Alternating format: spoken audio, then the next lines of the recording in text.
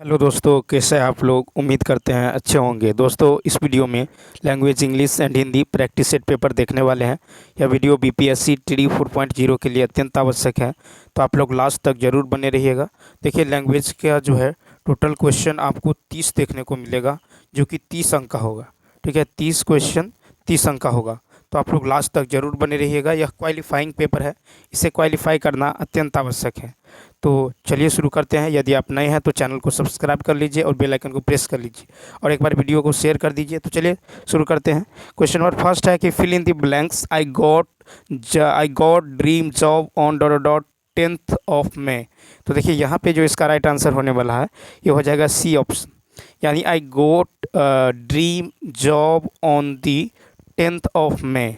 तो यहाँ पे क्या लगेगा, THE दी का यूज़ किया जाएगा। ठीक है, क्या होगा, I got dream job on the 10th of मई।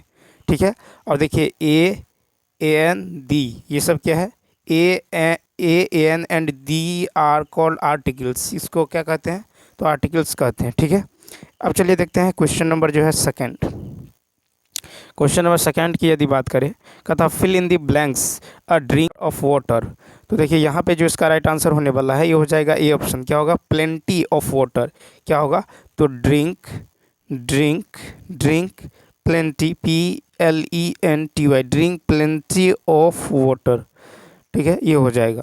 अब देखिए, यहाँ पे है PLENTY।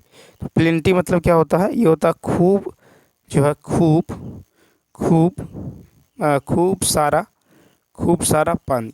ठीक है, प्लेंटी ऑफ वाटर, खूब सारा पानी। ठीक है, स्मॉल मतलब क्या होता है, स्मॉल मतलब होता है छोटा, स्मॉल मतलब होता है छोटा। ठीक है, स्वीट मतलब होता है मीठा, स्वीट मतलब मीठा। नेक्स्ट क्वेश्चन देखिए, क्वेश्चन नंबर जो है 3। देखिए, क्वेश्चन नंबर 3 है कि select the incorrectly spelled word. तो 3 की यदि बात करें तो 3 का होगा बी ऑप्शन। क्या होगा, बी ऑप्शन होगा। तो देखिए, इसका जो सही स्पेलिंग होगा ये होगा ALUMINIUM, एल्यूमिनियम। क्या होगा, ALUMINIUM। ठीक है, क्या होगा, एल्यूमिनियम। ठीक है, एल्यूमिनियम याद रखना है, ALUMINIUM, एल्यूमिनियम। उसके बाद देखिए, यहाँ पे है EXCRETURY। क्या है, EXCRETURY।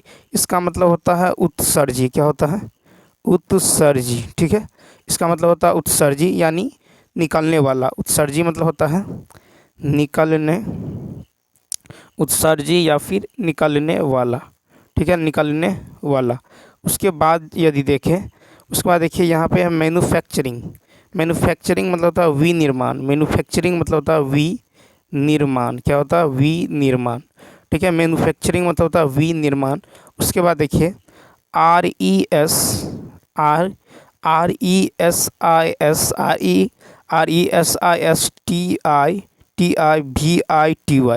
ठीक है,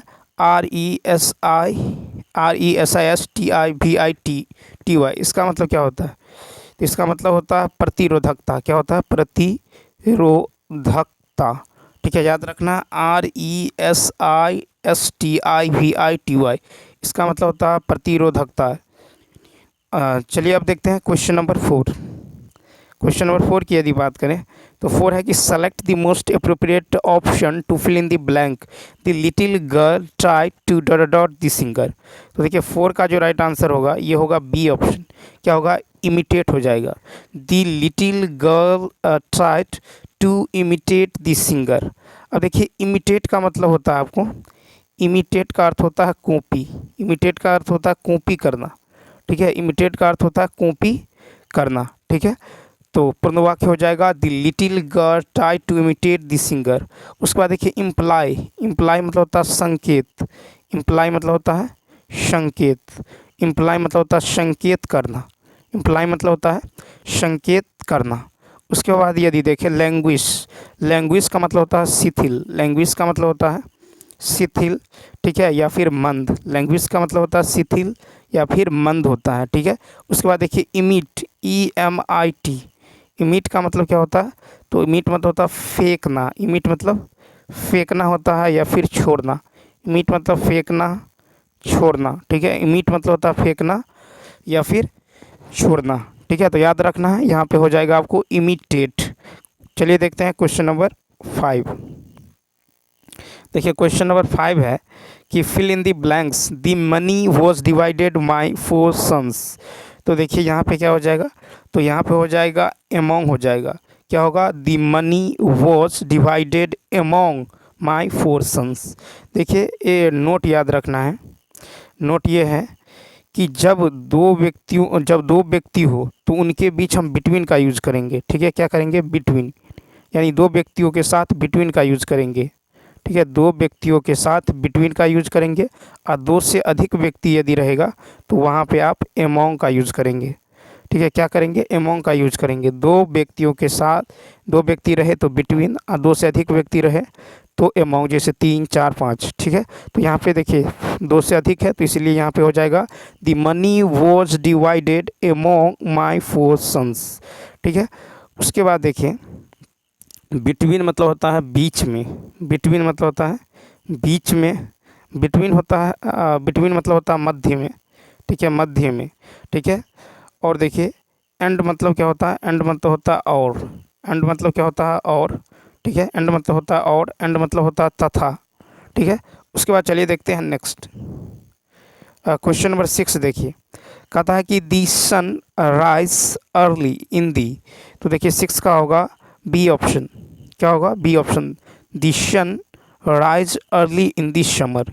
क्या होगा, the sun rise early in the summer, ठीक है। विंटर मतलब क्या होता है, विंटर मतलब होता है जाड़ा, विंटर मतलब जाड़ा, विंटर मतलब जाड़ा। स्प्रिंग मतलब क्या होता है, वसंत, ठीक है। समर मतलब क्या होता है, गर्मी, गर्मी। नेक्स्ट क्वेश्चन नंबर देखिए, क्वेश्चन नंबर 7 कहता from a meaningful word by adding the suffix hood. तो देखिए यहाँ पे हो जाएगा 7 का हो जाएगा सी ऑप्शन। क्या होगा, तो यहाँ पे कहता है कि from a meaningful word by adding the suffix HOOD hood. तो यहाँ पे सफिक्स जोड़ेंगे तो क्या होगा, CHILD चाइल्डहुड, ठीक है। तो देखिए दिए गए सफिक्स से बनने वाला शब्द होगा चाइल्डहुड। क्या होगा, चाइल्डहुड। दिए गए सफिक्स से बनने वाला शब्द क्या हो जाएगा, तो चाइल्डहुड हो जाएगा, ठीक है। क्या हो जाएगा, चाइल्डहुड, यानी सी ऑप्शन क्या होगा, राइट होगा। सी ऑप्शन क्या होगा, राइट होगा। देखिए बुक मतलब क्या होता है, बुक मतलब होता है पुस्तक, बुक मतलब होता है किताब, ठीक है। बुक मतलब होता है किताब, पुस्तक किताब, ठीक है, पुस्तक किताब। उसके बाद देखिए कॉपी, कॉपी मतलब होता है आपको कॉपी मतलब होता है नकल करना, ठीक है, नकल करना। कॉपी मतलब नकल करना, कॉपी को ही इमिटेट कहते हैं, इमिटेट, ठीक है, इमिटेट नकल करना, ठीक है, कॉपी करना, ठीक है। उसके बाद देखिए क्वेश्चन नंबर 8। क्वेश्चन नंबर 8 है कि find the subject in this sentence, this is the boy who stood first. तो देखिए यहाँ पे जो है हो जाएगा कि विकल्प ए के सभी शब्द जो है, विकल्प ए के सभी शब्द, सॉरी क्वेश्चन नंबर 8 देखिएगा था find the subject in the sentence this is the boy who stood first. तो यहाँ पे होगा बी ऑप्शन। क्या होगा, बी ऑप्शन, बी ऑप्शन क्या होगा, तो राइट होगा। तो देखिए इस वाक्य में जो है दी बॉय क्या है, तो इस वाक्य में जो आप देख रहे हैं दी बॉय ये है सब्जेक्ट। क्या है, सब्जेक्ट। यहाँ पे कह रहा है कि find the subject, this is the boy who stood first. तो यहाँ पे सब्जेक्ट है, दी बॉय क्या है, सब्जेक्ट है, दी बॉय क्या है, सब्जेक्ट है, ठीक है। अब देखिए यहाँ पे है दिस मतलब क्या होता है, यह, दिस मतलब होता है यह, हु मतलब होता है कौन, हु मतलब कौन या जो, ठीक है, हु मतलब कौन या जो। नेक्स्ट क्वेश्चन देखिए, क्वेश्चन नंबर 9।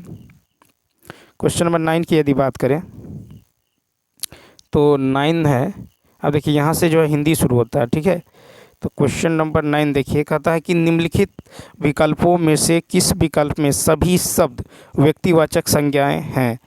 तो देखिए यहाँ पे जो होगा व्यक्तिवाचक संज्ञाएं, तो यहाँ पे ए देखिए राम, रामचरितमानस और गंगा।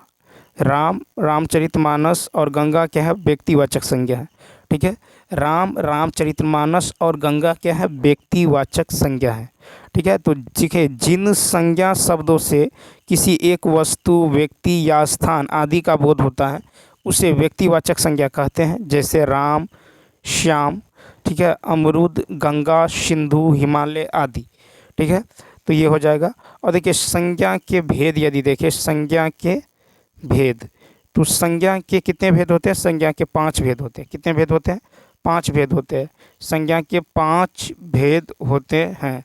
अब कौन कौन होते हैं, तो एक होता है जातिवाचक, जातिवाचक संज्ञा।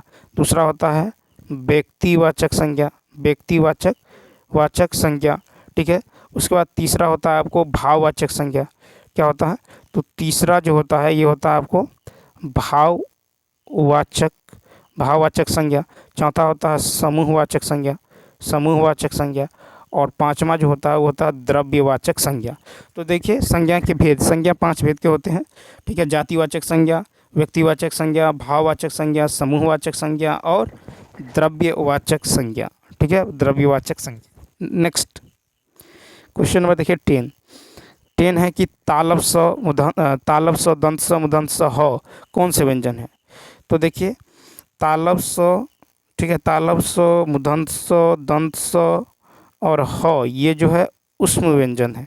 कौन सा व्यंजन है, तो उष्म व्यंजन है, उष्म व्यंजन है, बी ऑप्शन। तो तालब स, मूर्धन्य स, दंत स, ह कौन से व्यंजन है, उष्म व्यंजन है। तो जिन व्यंजनों के उच्चारण में एक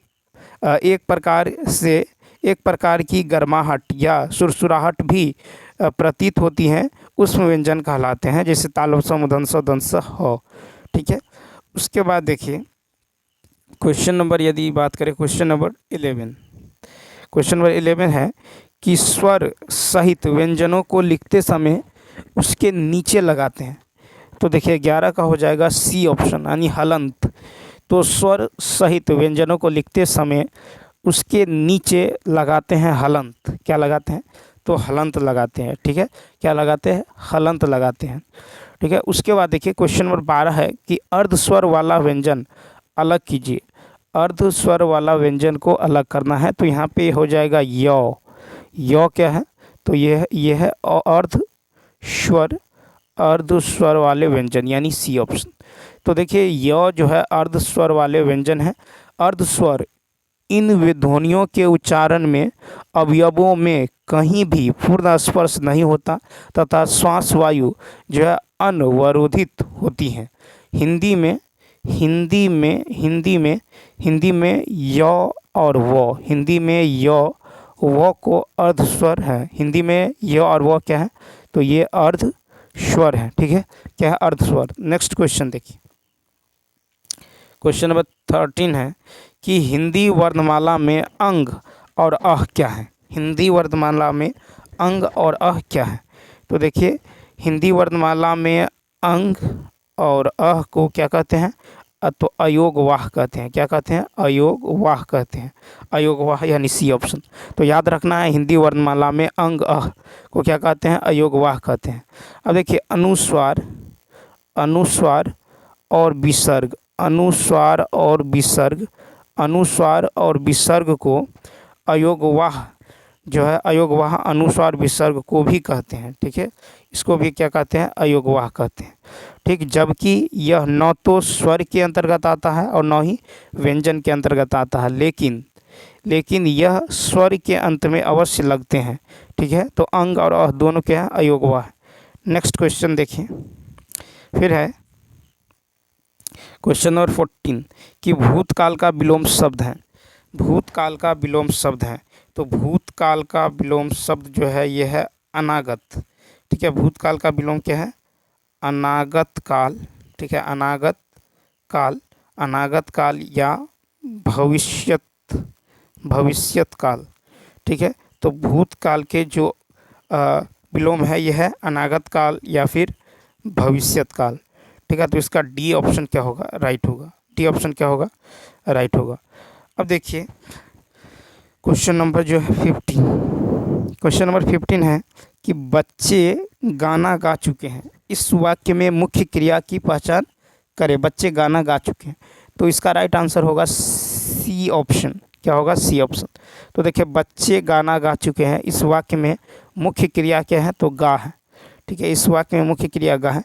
जिन शब्दों से किसी कार्य का होना या करना समझा जाए उन्हें क्या कहते हैं, क्रिया कहते हैं, जैसे खाना, पीना, पढ़ना, लिखना। ठीक है, उसके बाद देखिए क्वेश्चन नंबर जो हो जाएगा आपको 16, क्वेश्चन नंबर 16 है कि हिमालय के लिए सही संधि विच्छेद को चुनिए। हिमालय के लिए सही संधि विच्छेद, तो देखिए हिमालय, तो हिमालय का सही संधि विच्छेद होगा हिम जोर आले। क्या होगा, हिम जोर आले। तो हिमालय का संधि विच्छेद हो जाएगा आपको हिम जोर आले। हिमालय में जो है दीर्घ स्वर है, हिमालय में दीर्घ स्वर संधि है। ठीक है, हिमालय में दीर्घ स्वर संधि है। तो यहाँ पे जो राइट आंसर हो जाएगा ये होगा हिम जोर आले, यानी बी ऑप्शन। ठीक है, उसके बाद देखिए क्वेश्चन नंबर 17 नेक्स्ट है कि अथाह में प्रयुक्त उपसर्ग बताइए। तो 17 का अथाह में जो उपसर्ग है, अथाह में जो उपसर्ग, देखिए अथाह, अथाह में आपको खोजना है उपसर्ग। तो उपसर्ग है आपको अ है, क्या है, अ। ठीक है, अथाह में क्या है, तो अ उपसर्ग है, तो इसका ए ऑप्शन क्या होगा, राइट होगा। ठीक है, उपसर्ग और प्रत्यय, उपसर्ग और प्रत्यय। तो देखिए उपसर्ग पहले आता है और प्रत्यय बाद में आता है। ठीक है, तो उपसर्ग हो जाएगा आपको क्या होगा, अ हो जाएगा 17 का। उसके बाद यदि देखें तो देखिए अ उपसर्ग से बने शब्द जैसे अछूता, क्या होगा, अछूता हो जाएगा। जैसे आपको अथाह हो जाएगा, अछूता, अथाह। उसके बाद अटल, ठीक है, अटल हो जाएगा, या फिर अनादर हो जाएगा, अनादर। ठीक है, अनादर, या फिर अदृश्य हो जाएगा, अदृश्य हो जाएगा। ठीक है, अधर्म हो जाएगा, क्या होगा, अधर्म हो जाएगा। अत्यंत हो जाएगा, अत्यंत। ठीक है, क्या हो जाएगा, अत्यंत हो जाएगा। अज्ञान हो जाएगा, अज्ञान। तो ये सब जो है अ उपसर्ग से बने शब्द हैं। ठीक है, अब यदि देखें क्वेश्चन नंबर 18, क्वेश्चन नंबर देखिए 18 है कि नीलगाय पद में समास है। तो नीलगाय पद में है कर्मधारय समास। ठीक है, नीलगाय में कर्मधारय समास है। नीलगाय का समास विग्रह है नीली है गाय जो। ठीक है, इसका समास विग्रह ये है कि नीली है गाय, नीली है गाय जो। ठीक है, नीली है गाय जो, इसमें नीली और गाय शब्द के जो बीच है ये विशेषण विशेष्य का संबंध है। ऐसा समास जिसका पहला पद विशेषण और दूसरा पद विशेष्य होता है एवं पूर्व पद एवं उत्तर पद में उपमान और उपमेय का संबंध हो उसे कर्मधारय समास कहा जाता है। ठीक है, क्या कहा जाता है, कर्मधारय समास जो है कहा जाता है। ठीक है, द्विगु समास में संख्या का बोध होता है। जैसे देखिए त्रिरत्न, क्या होगा, त्रिरत्न होगा, त्रिभुज होगा। ठीक है, त्रिभुज होगा, चौराहा होगा, चौराहा। तो ये सब याद रखना है। नेक्स्ट क्वेश्चन देखिए, क्वेश्चन नंबर 19, क्वेश्चन नंबर 19 है, देखिए 19 है कि अंगारे फाँकना मुहावरे का आशय है। तो ए ऑप्शन, अंगारे फाँकना मुहावरे का आशय है कि ऐसा काम करना जिसका फल असहाय हो। अंगारे फाँकना मुहावरे का अर्थ है ऐसा काम करना जिसका फल क्या हो, असहाय हो। अन्य प्रचलित मुहावरे के अर्थ देखिए, अंगारे बरसना मतलब होता है कड़ी धूप होना। ठीक है, अंगारे बरसना, अंगारे बरसना, अंगारे बरसना, अंगारे बरसना का अर्थ होता है कड़ी धूप होना, कड़ी धूप होना। ठीक है, क्या होता है, कड़ी धूप होना। फिर है अंग लगना, अंग लगाना, अंग लगाना मतलब होता है आलिंगन करना। क्या होता है, आलिंगन, आलिंगन करना। ठीक है, फिर है अंगारे उगलना, अंगारे उगलना मतलब क्रोध में लाल पीला होना। ठीक है, उसके बाद है अंगारों पर पैर रखना मतलब स्वयं को खतरे में डालना। नेक्स्ट है कि दूध वाले से कहो कि वह 20 लीटर दूध तुरंत ले आए। ठीक है, तुरंत ले आए वाक्य है। तो 20 का जो राइट आंसर होगा ये होगा ए ऑप्शन, यानी आज्ञावाचक वाक्य। तो दूध वाले से कहो कि वह 20 लीटर दूध तुरंत ले आए, उपरोक्त पंक्ति में ये आज्ञावाचक वाक्य है। आज्ञावाचक वाक्य से वे वाक्य होते हैं जिनसे किसी प्रकार की आज्ञा का बोध होता है। ठीक है, तो इसमें जो है आपको आज्ञा का बोध, ठीक है, होगा। ठीक है, आज्ञावाचक वाक्य में आज्ञा का बोध होगा। ठीक है, नेक्स्ट 21 है कि मैंने राधा के लिए कपड़े खरीदे। इस वाक्य में कारक का जो है चिन्ह, कारक का प्रकार बताइए 21 में। तो देखिए सी ऑप्शन, मैंने राधा के लिए कपड़े खरीदे, संप्रदान कारक। तो मैंने राधा के लिए कपड़े खरीदे, इस वाक्य में संप्रदान कारक है। ठीक है, कारक और देखिए इधर यदि देखिए कारक और इधर देखिए विभक्ति बोधक चिन्ह। ठीक है, विभक्ति चिन्ह देखें तो कारक और चिन्ह, जैसे देखिए कर्ता ने, क्या होता है, कर्ता ने कर्म को करण से, कर्ता ने कर्म को करण से, ठीक है, कर्ता ने कर्म को करण से या के द्वारा, ठीक है, के द्वारा, ठीक है, कर्ता ने कर्म को करण से या के द्वारा संप्रदान। अब देखिए संप्रदान को के लिए, संप्रदान को के लिए, उसके बाद है आपादान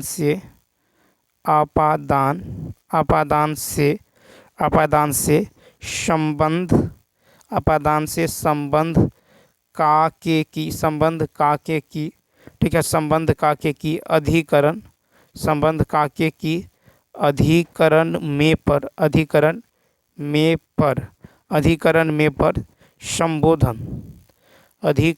पर संबोधन, हे अहो अजी अरे। ठीक है, तो यहाँ पे देखिए ये हो जाएगा कर्ता ने कर्म को करण से या के द्वारा, संप्रदान को के लिए, आपादान से संबंध का के की अधिकरण में पर संबोधन, हे अहो अजी अरे। ठीक है, तो यहाँ पे देखिए क्या है, यहाँ पे है संप्रदान यानी का के लिए। ठीक है, तो यहाँ पे है आपको संप्रदान का के लिए। ठीक है, तो यहाँ पे है के लिए, इसीलिए संप्रदान यानी सी ऑप्शन। अब चलिए देखते हैं क्वेश्चन नंबर 22। नेक्स्ट है कि वर्णों के क्रम को खाली स्थान कहते हैं, सी ऑप्शन। वर्णों के क्रम को वर्णमाला कहते हैं, वर्णों के क्रम को क्या कहते हैं, वर्णमाला कहते हैं, वर्णों के क्रम को वर्णमाला कहते हैं। The systematic group of letters is called alphabet. अब देखिए वर्णों के क्रम को वर्णमाला कहते हैं, तो वर्णों के समूह या समुदाय को वर्णमाला कहते हैं। हिंदी में वर्णों की कुल संख्या, यानी हिंदी में जो है, हिंदी में कुल कितने वर्ण होते हैं, तो बताए थे कल कितना होता है, तो 52 52 होते हैं। ठीक है, 52। अब चलिए देखते हैं क्वेश्चन नंबर नेक्स्ट। कथारिक्त स्थानों की पूर्ति करे। कथा अस्मिता की तलाश में भटकती हुई महिला जैसे खाली स्थान चक्रव्यूह में फंस गई। तो 23 का जो होगा ये होगा आपको बी ऑप्शन, नियति। क्या होगा, नियति। अस्मिता की तलाश में भटकती हुई महिला जैसे नियति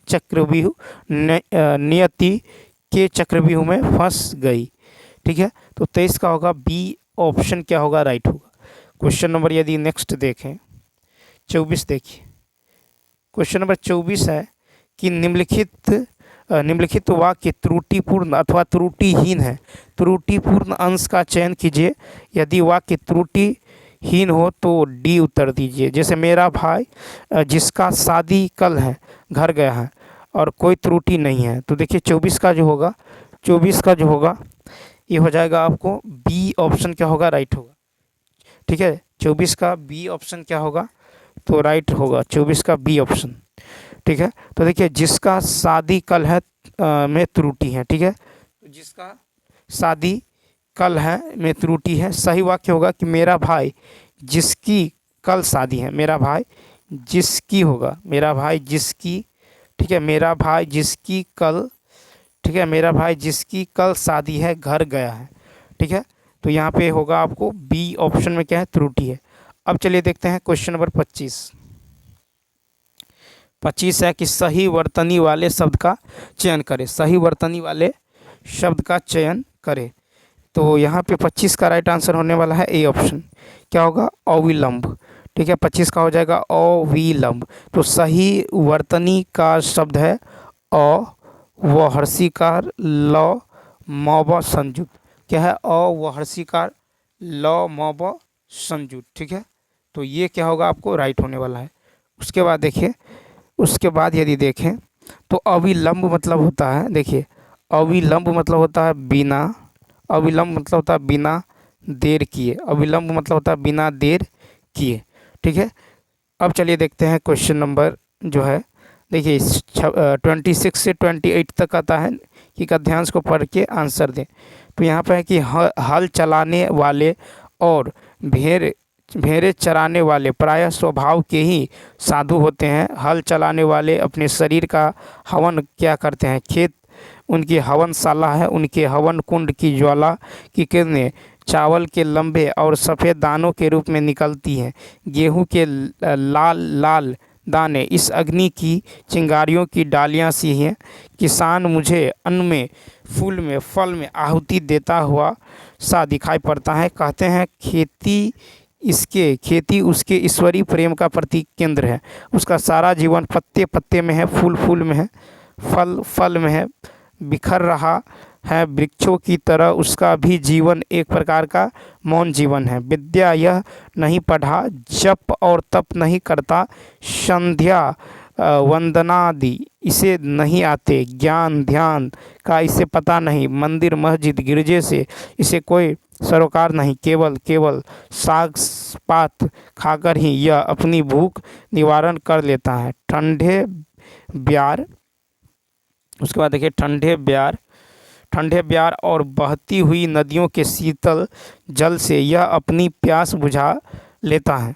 ठीक है, उसके बाद उठकर यह अपने हल बैलों को नमस्कार करता है और हल जोतने चल देता है। दोपहर की धूप इसे भाती है और इसके बच्चे मिट्टी में ही खेल खेल कर बड़े हो जाते हैं।